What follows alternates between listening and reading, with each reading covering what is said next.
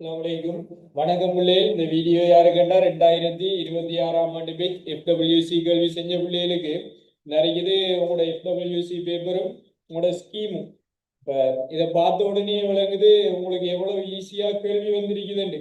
எந்த இடத்துலையுமே கஷ்டப்படுத்தே இல்லை, எந்த இடத்துலையுமே கஷ்டப்படுத்தே இல்லை. ஈவன் நான் எக்ஸாமுக்கு முன்னால உங்களுக்கு வீடியோவா சொல்லி விட்டுருப்பேன், இப்படி படிங்க இப்படி படிங்கன்னு. பெரும்பாலும் அப்படித்தான் கேள்வி வந்திருக்குது. குறிப்பிட்ட மாணவர்கள் நல்லா செஞ்சிருக்கிறீங்க, பெரும்பாலான மாணவர்கள் நல்லாவே செய்ய இல்லை என்று விளங்குது. ரைட். அப்ப எப்படி நாங்க இந்த FWC கேள்வியை நல்லா செய்யறது, இல்லாட்டி எப்படி நாங்க எங்களோட இறுதி பரீட்சையை நல்லா செய்யறது என்ற ஒரு கேள்வி ஒன்று கேட்டா பெரும்பாலான மாணவர்களுக்கு கேள்வியை எப்படி உடைக்கிறது என்று விளங்குது இல்லை பிள்ளை. அதான் உண்மையான கதையா. உங்களுக்கு உண்மைக்குமே கேள்வியை எப்படி உடைக்கணும் என்று விளங்குது இல்லடா. இப்ப பாருங்களேன், நான் எஸ்ஏ மட்டும் கேட்கிறேன்னா அடுத்த வீடியோவில் MCQ ஸ்ட்ரக்சரை பத்தி போடுறேன். மற்றது இந்த எஸ்ஏ கேள்வியை நான் செய்யறதுக்கும் உங்களுக்கு ஃப்ரீ கிளாஸ்ல செய்யறதுக்கும் ஐடியா வச்சிருக்கிறேன். எப்படியோ செய்து விட்டுருவேன். ஸோ இந்த வீடியோ நீங்க பார்த்துட்டு இருக்கிறீங்கன்னா இந்த நம்பர் இருந்தால் அடிக்கடி ஞாபகப்படுத்திக் கொள்ளுங்க. சரி எப்போ செய்வீங்கன்னா அப்படியெல்லாம் செஞ்சு விட்டுருவேன். இல்லாட்டி நான் அழுப்புல செய்ய மாட்டேன். ஸோ நடக்கக்குள்ள எங்களோட குரூப்ல நான் லிங்க் எல்லாம் போடுவேன். ஸோ உங்களுக்கு குரூப்ல லிங்க் வேணுமெண்டா ஃபர்ஸ்ட் கமெண்ட்ல குரூப்ல லிங்கை போடுறேன், குரூப்ல ஜாயின் ஆகிக்கொள்ளுங்க. அதுல கிளாஸ் நடக்கிற லிங்கை போட்டு விடுவேன். ரைட். இப்போ எப்படி இந்த 5வது எஸ்ஏ நாங்க உடைக்க போறோம்டா, இதுல ஒன்றும் ஒரு ரொக்கெட் சயின்ஸ் ஒன்றுமே போட இல்லை. சும்மா Q7 MS டெல்டா டியை வச்சு போட்டு அங்கால என்னது ஒரு எஸ்ஸோட விதியை போட்டு சும்மா ஒரு குழந்தை கேள்வி கேட்டிருக்கிறாங்க. எழுதி விட்டா 70 மார்க்ஸ் பிள்ளை. அதனால பி கேள்வியை பார்த்தீங்கன்னா உங்களுக்கு கேஸஸ் கேள்வி. சும்மா அந்த PV7 NRTயையும் PV7 130 MN சிஸ்டா பாரையும் வச்சு நிறுவல் உண்டு.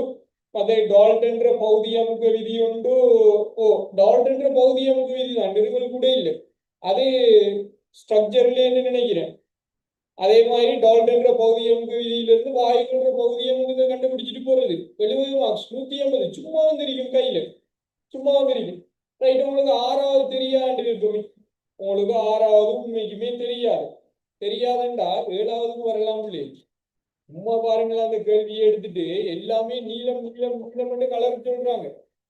நீளம் நீளம் நீளம் என்று கலர் சொன்னா கொப்பருன்னு உங்களுக்கு தெரியாதா? செப்பு வேண்டு சும்மா ஒரு 50 மார்க்ஸ். அடுத்து அன்னியன் பண்பறி வகுப்பு குழந்தை உள்ள கேள்வி கண்டுபிடிச்சு போட்டு தாக்கத்தையும் எழுதிவிட்டா மார்க்ஸ் வந்துட்டு கடைசி கல்குலேஷன். எக்ஸாமுக்கு உங்களுக்கு ஃப்ரீ கிளாஸ்ல செஞ்சு விட்டுருப்பேன். எப்படி கல்குலேஷன் செய்றீங்க, வெரி பேசிக். 1 2 3 நடைமுறை அதுல சரிவை தான் கண்டுபிடிக்கிறது.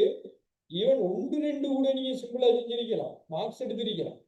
எங்கட வேலை என்னடா பிள்ளை, எக்ஸாமுக்கு கொஞ்ச நாள் இருக்குது, நல்லா ஞாபகம் வச்சுக்கொள்ளுங்க. அடுத்த பேச்சு இருந்தா இன்னொரு 4 5 நாள்ல, இன்னொரு 7 நாள்ல எக்ஸாமுக்கு போயிடும். நீங்க எக்ஸாம் அதுக்கு பின்னால எதிர்நோக்க போறீங்க. நாங்க இங்க படிக்கிறது மார்க்ஸுக்கு தான்.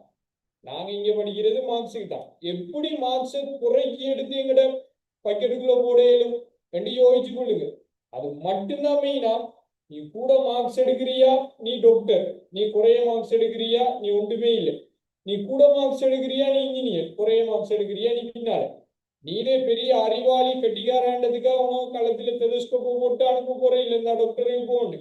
இல்லாட்டி ஒரு கேள்வியை நீ வித்தியாசமா மனசால செஞ்சு போட்டு போறான்றதுக்காக உனக்கு பிடிச்சி அனுப்ப மாட்டாங்க இந்த இன்ஜினியருக்கு போகண்டு. அப்படி எல்லாம் இல்லை பிள்ளைகள். யாரு மார்க்ஸ் எடுப்பீங்களோ அந்த ஆளுக்கு மட்டும்தான் டாக்டர், அந்த ஆள் மட்டும்தான் இன்ஜினியர், அந்த ஆள் மட்டும்தான் பெரிய ரிசல்ட். யாரு மார்க்ஸ் எடுக்க இல்லையோ உங்களுக்கு ஒன்றுமே இல்லை. ஸோ நாங்க படிக்கிறது மார்க்ஸுக்கு, நாங்க படிக்கிறது கேள்வியை உடைக்கிறதுக்கு. இருக்கிற பேசிக் தியரி போதும் பிள்ளைகள், இவ்வளவு கேள்வியுமே உடைச்சு கொண்டு போகலாம். உங்களுக்கு செய்து காட்டுவேன் எப்படி உடைக்கிறேன். வெறும் பேசிக் தியரி எல்லாருமே படிச்சிருப்பீங்க, எல்லா சேர்மாருமே தருவாங்க.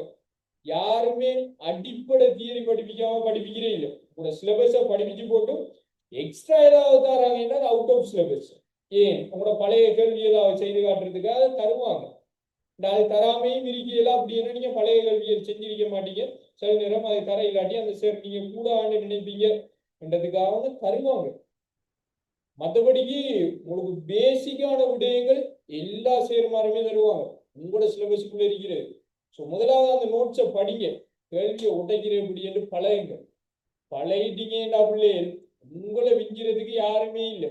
உங்களை விஞ்சுறதுக்கு யாருமே இல்லை. யாரும் இந்த குறைய லெவல்ல இருந்து வந்தார்கள் இல்லை. எல்லாம் ஓலெவல் 9 8 பாட்டி 6 7 பாட்டி 3 பாட்டி. ஸோ 9 நின்றுட்டு இப்ப கைசேத பெறே இல்லை. என்ன எனக்கு கெமிஸ்ட்ரியில 30 வருது 40 வருதுன்னு கொமெண்ட்ஸ் போடுவோம் பாருங்க பிள்ளைகள். எப்படி அடிப்பான் ஒரு 25 பிள்ளைகள். சரி, நாங்க 11ல இருந்தோம். செப்டம்பருக்குள்ள 76 77க்கு வந்துட்டோம். எப்ப ஒரு 3-4 மாசம் படிப்புல. ஸோ வெரி ஈஸி பிள்ளைகள். ஒட்டைக்கிறது மட்டும் மனநிலையை மட்டும் மாத்தி போட்டோம்டா. மனநிலையை மட்டும் மாத்தி போட்டோம்டா கெமிஸ்ட்ரி எல்லாம் ஒரு விஷயமே இல்லை. ஸோ இதான் பேசிக்கான விடயமா.